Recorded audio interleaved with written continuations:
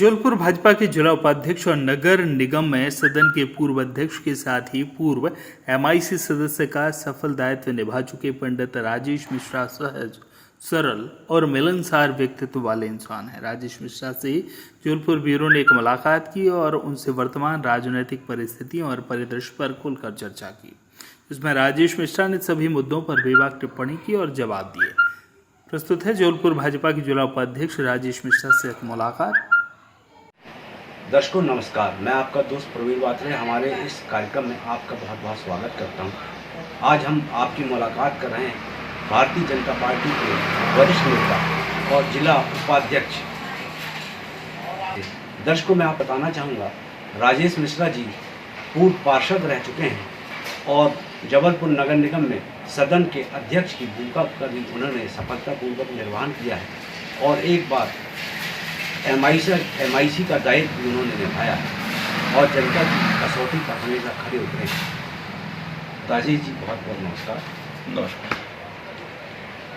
राजेश जी, आप एक वरिष्ठ भारतीय जनता पार्टी के नेता हैं और अपने नगर निगम की राजनीति को बहुत नज़दीक से देखा है। वर्तमान परिस्थिति में नगर निगम में भाजपा को और शहर की राजनीति को कैसे देखते हैं? वर्तमान में हमारी जो नगर निगम का सदन है, महापौर कांग्रेस का है, निगम का अध्यक्ष भारतीय जनता पार्टी का है, नेता प्रतिपक्ष भारतीय जनता पार्टी का है। सदन के अंदर जो संख्या बल है वो भारतीय जनता पार्टी के साथ है। ये शुभ संकेत है, क्योंकि जहाँ पर कहीं विपक्ष कमज़ोर होता है तो उसका लाभ सत्ता पक्ष को मिलता है, लेकिन यहाँ पर दोनों में बराबरी है। महापौर कांग्रेस का है, निगम का अध्यक्ष और नेता प्रतिपक्ष भाजपा का होगा तो कोई उस नगर निगम के अंदर मनमानी नहीं कर पाएगा और जो भी काम होंगे बराबरी से जबलपुर के हर कोने का विकास होगा। राजेश जी, आपने विकास की बात की। अभी जो है 20 साल भाजपा की सत्ता रही है जबलपुर में, नगर निगम रही है और 5 साल कोविड के, तो 25 साल का शासन मान के चला जाए भाजपा का और 25 सालों के बाद कांग्रेस को सत्ता हासिल हुई, तो इसमें टकराव की स्थिति बनेगी क्या? देखिए, विकास करना है तो टकराव की स्थिति से दूर रहना पड़ेगा। जबलपुर की जनता विकास मांगती है और बहुत बुद्धिजीवी वर्ग मध्य जबलपुर के अंदर रहता है, संस्कारधानी है। यहाँ पर टकराव की स्थिति मैं नहीं समझता कि यहाँ पर आनी चाहिए। राजेश जी, नवरात्रि निकल गई, दीपावली आने वाली है और दोनों ही पार्टियों ने, सत्ता और विपक्ष दोनों ने बड़ी बड़ी बातें की थी कि नवरात्र में दशहरा होने के पहले तक शहर की सड़कों को दुरुस्त कर दिया जाएगा, उनकी मरम्मत कर दी जाएगी। लेकिन आपने भी देखा उन्हीं टूटी सड़कों पर दशहरा निकल गया। देखिए, होता क्या कि लगातार पानी भी गिर रहा था। पानी के अंदर डामर की पानी की दुश्मनी रहती है। आज अगर वो डाल भी दें, में अगर डामर डालते हैं तो वो सड़क का कोई औचित्य नहीं रहेगा। वर्तमान में अब चूंकि मैं देख रहा हूँ जबलपुर के अंदर अब डामर डल रहा है। हमारे निगम के जो अध्यक्ष है रिंकू विज जी, हमारे नेता प्रतिपक्ष कमलेश अग्रवाल जी हैं, इनने भी लगातार सदन के अंदर ये बात रखी है कि भाई जितने भी गड्ढे हैं उनको पूरा जाए और माननीय महापौर जी इस विषय पर काम कर रहे हैं। और लेकिन भाई संख्या बल भारतीय जनता पार्टी का है, इसलिए उसका प्रेशर ज़्यादा रहता है, इसलिए सब काम हो रहे हैं अब समय अनुसार। आप जो है जनता की राजनीति करते हैं और नगर निगम की राजनीति आपने की है, तो क्या ये आरोप सही है कि जब प्रदेश में और केंद्र में किसी दूसरी पार्टी की सरकार हो और जो पार्षद और नगर सत्ता जो है किसी दूसरी पार्टी की हो तो उसे फंड मिलने में, सुविधाएं मिलने में परेशानियां होती हैं? ये सब निरर्थक है, निराधार है। भारतीय जनता पार्टी को जबलपुर का विकास करना है, किसी व्यक्ति का विकास नहीं करना है। उससे तो जबलपुर की जनता के लिए पैसा भेजना है। आज भी अगर 900 करोड़ रुपए अगर लॉकडाउन के पहले आया था तो 900 करोड़ रुपए आया। अभी माननीय नितिन गडकरी जी सांसद जी के प्रयासों से 1300 करोड़ रुपए का रिंग रोड जबलपुर के अंदर बन रहा है। तो ये जबलपुर के विकास के लिए गति देगा। मैं नहीं समझता हूँ कि जबलपुर माननीय मुख्यमंत्री जी मध्य प्रदेश का जबलपुर का पैसा रोकेंगे, कभी नहीं रोकेंगे। अच्छा राजेश जी, जैसे ये बात भी सामने आ रही है कि इस बार आपको टिकट पार्षद की मिली थी लेकिन आपने ठुकरा दी, इनकार कर दिया था आपने पार्षद का चुनाव लड़ने के लिए। देखिए, मैं 15 वर्ष लगातार पार्षद रह चुका हूँ, पार्षद रहा हूँ, नगर निगम का अध्यक्ष रहा हूँ, एमआईसी में रहा हूँ। मेरी ये सोच ये है कि हमको भी जिस तरीके से आज मोदी जी कहते हैं कि एक विषय पर जिसने काम कर लिया हो तो फिर अन्य लोगों को भी इसमें आने का मौका देना चाहिए। यही मेरे जीवन में रहा कि पिछले बार भी 5 वर्ष पहले जो 7 वर्ष पहले जो चुनाव था, मैंने उनकी टिकट अपने सीनियर लीडर जगदीश यादव जी दी। इस बार भी जो चंद्रशेखर वार्ड के जो युवा कार्यकर्ता थे उनके लिए मैंने टिकट छोड़ी है, क्योंकि नई पीढ़ी आएगी तो सीखेगी, नहीं तो मैं कब तक पार्षद बनूंगा, लोग मुझसे भी बोर हो सकते हैं, इसलिए मैंने नए युवा चेहरे को आगे बढ़ाया।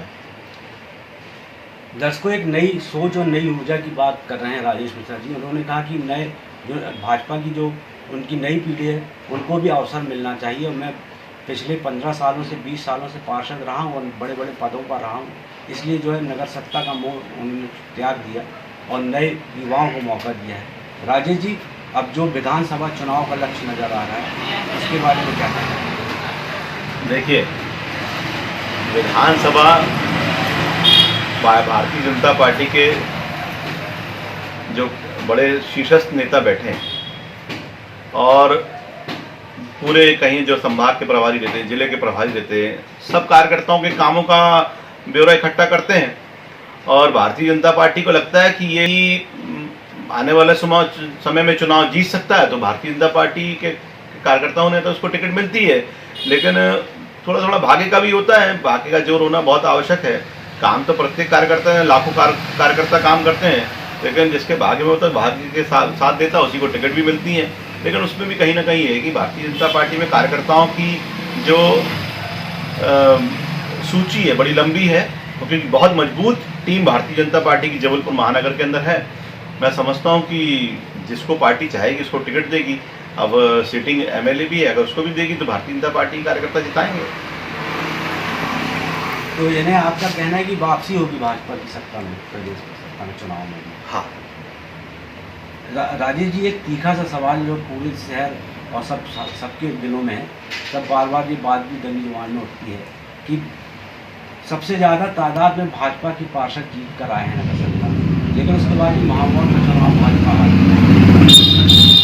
कहीं कहीं मैं समझता हूँ कि थोड़ा सा मिसमैनेजमेंट हो सकता है, लेकिन एक बेल्ट जो ऐसा बेल्ट है जहाँ पर बहुत अधिक संख्या में एक तरफा वोट बढ़ गए, वो एक जो समीकरण था उसमें मैं समझता हूँ कांग्रेस उस समीकरण को बैठाने में उन्होंने सिद्ध कर लिया। कुछ एक ऐसे 1-2 प्रत्याशी उन्होंने बैठा दी जिसके कारण एक तरफा जो एक समाज का वोट पड़ता है वो एक तरफा उस कांग्रेस को वोट मिलता है। तो कहीं ना कहीं कार्यकर्ता है, छोटी मोटी गलतियां हुई होंगी कि हमसे भी गलतियां होती हैं और गलती को स्वीकार करते हैं कि कहीं उस मतदाता को हम अपने विचार रखने में, अपनी बात रखने में कहीं ना कहीं हम सक्षम नहीं हो पाए हैं और उसका खामियाजा हमको सबको भुगतना पड़ा।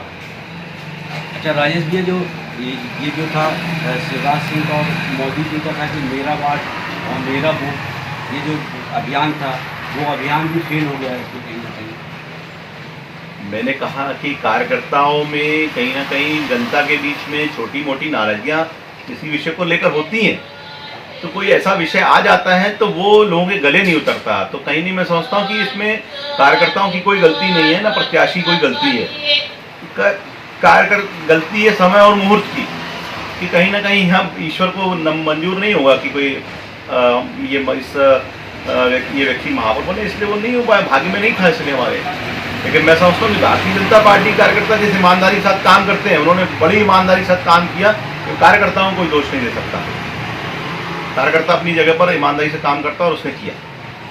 दर्शकों, राजेश भाई भाग के आड़ लेकर पार्टी और अपने दोस्त पास कर रहे हैं, लेकिन जनता भी इस बात को भली बात ही जानती है कि जिस तादाद में भाजपा के पार्षद जीत कर आए हैं, अगर उतनी ही मेहनत बूथ स्तर पर, वार्ड स्तर पर हो जाती है तो शायद आज भाजपा के जो है महापौर भी सत्ता में होते हैं। ये निश्चित है कि भारतीय जनता पार्टी की जीती जिताई सीट थी। कुछ तकनीकी खामियां जो देखने को मिली इस चुनाव में, जो फीडबैक प्रभारी भी मैं रहा हूँ और थोड़ा सा लोगों ने अपनी जीत को निश्चित करने के लिए जो पार्षद दल थे शायद उन्होंने अपने लिए बहुत ज़्यादा मेहनत करी। एक जो मेन महापौर हमारा जो चुनाव था उसकी जो पर्चियाँ या उनके पम्पलेट्स उसको पहुंचाने में कहीं ना कहीं थोड़ी सी मिसमैनेजमेंट हो गया है। लेकिन मैं समझता हूँ कि भारतीय जनता पार्टी की सीट है। आज भी लोग, जनता के दिल में मलाल है कि भारतीय जनता पार्टी की प्रदेश में सरकार है और हमारा भारतीय जनता पार्टी का महापौर नहीं बनवाई। ये मलाल भाजपा के कार्यकर्ताओं में भी है, आम जनमानस में भी है। राजेश जी, सारी बातें ठीक है, लेकिन इन आरोपों से आपकी विधानसभा और आपकी बात जो है, क्योंकि आपके महापौर प्रत्याशी को कैंट विधानसभा से ही ज़्यादा वोट मिले और रिंकू बीच की जो वार्ड था वहाँ से जीत भी हाथ में। देखिए, निश्चित है कि जहाँ पर काम अच्छा होगा, जहाँ पर बूथ स्तर पर हमारे कार्यकर्ताओं ने मजबूती से काम किया, वहाँ पर बूथ हमको जीत भी मिली है। और मैं पहले भी कह रहा हूँ कि भाजपा का प्रत्येक कार्यकर्ता प्रत्येक बूथों पर काम करता है। अब मन में किसी ने अगर ठान लिया है तो उसको, शायद मैं मन की बातों को किसी को व्यक्ति उजागर नहीं कर सकता है, लेकिन मैं निश्चित तौर पे कह सकता हूँ कहीं ना कहीं छोटी मोटी कमियां हुई होंगी जिसके कारण हम ये सीट जीत नहीं पाए। लेकिन भारतीय जनता पार्टी लगभग सभी विधानसभाओं में बहुत कम अंतराल से हम पीछे रहे हैं, लेकिन एक दो जो पूर्व की सीट रही है, पूर्व के क्षेत्र रहा है, उसमें बहुत अंतराल हमको देखने को मिला है। उसके कारण भी हमको ये बहुत बड़ा नुकसान हुआ है। राजेश जी, जो पार्टी के भाजपा के नए जो कार्यकर्ता हैं और जो पार्षद और पार्टी के बड़े पदों में चाहने की उम्मीद रखना चाहते, तो उनके लिए क्या संदेश देना चाहेंगे आप? भाई वरिष्ठ कार्यकर्ता भी हैं और पदाधिकारी भी हैं पार्टी के, तो क्या उनको क्या करना चाहिए पार्टी के नियम वेदी के साथ? चरे वेती यही तो मंत्र है अपना। बनने की कोशिश करना है और करना बनना ही है, क्योंकि ये समाज हम भारतीय जनता पार्टी के कार्यकर्ताओं से अपेक्षा रखता है कि जब भी मदद की आवश्यकता होगी भारतीय जनता पार्टी का कार्यकर्ता उनके अपेक्षाओं पर खरे उतरेगा। और मैं समझता हूं कि भारतीय जनता पार्टी कार्यकर्ता मन से भी मजबूत है, ईमानदारी से काम कर रहा है, और मैं उसे तो यही सलाह दूंगा, निरंतर चलते चलो बिना किसी की अपेक्षा किए कि मुझको क्या मिलने वाला है। हम तो समाज के लिए कितना अच्छा काम कर सकते हैं, ये हमारी सिर्फ सोच रहनी चाहिए। राजेश जी, चलते चलते शहरवासियों के लिए क्या संदेश देंगे? दीपावली का पर्व है, सभी को मैं हार्दिक शुभकामनाएं देता हूं कि माँ लक्ष्मी सब पर अपनी कृपा बरसाए, पूरा संस्कार धनी धनो धान्य से परिपूर्ण रहे। आज करवा चौथ भी है, मैं बहनों को हार्दिक शुभकामनाएं देता हूँ, मातृशक्तियों को शुभकामनाएं देता हूँ कि उनके पतियों की आयु लंबी हो और ये संस्कारधानी हमारी फली फूले। दर्शकों, बहुत बहुत धन्यवाद राजेश जी। दर्शकों, हमने बात की, बेबाक बात में बातें हुई और राजेश जी ने खुलकर हर सवाल के जवाब दिए। अगले कार्यक्रम में फिर आपसे मुलाकात होगी। नमस्कार। जबलपुर से आशीष बात्रे की रिपोर्ट।